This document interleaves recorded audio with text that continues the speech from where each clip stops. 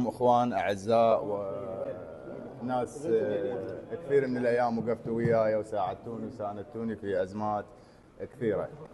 طبعا ما احب اغلب واحد على واحد، فالتصريح يصير جماعي للجميع. كلكم اخواني وكلكم اصدقائي وسائل الاعلام.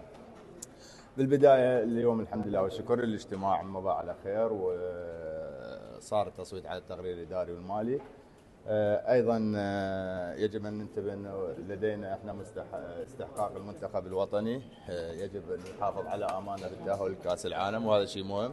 والاهم انه الجميع ساير بهذا النحو في دعم المنتخب حتى يتاهل ونحافظ على حظوظنا.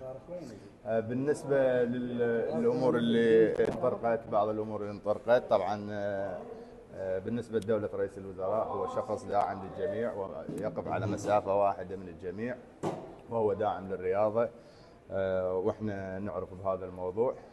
بالنسبة ايضا ان احنا بالنسبة لنا كاتحاد عراقي نحترم كل مؤسسات الدولة ومن ضمنها القضاء العراقي، نحترمه ونحترم كل القرارات اللي تصدر منه.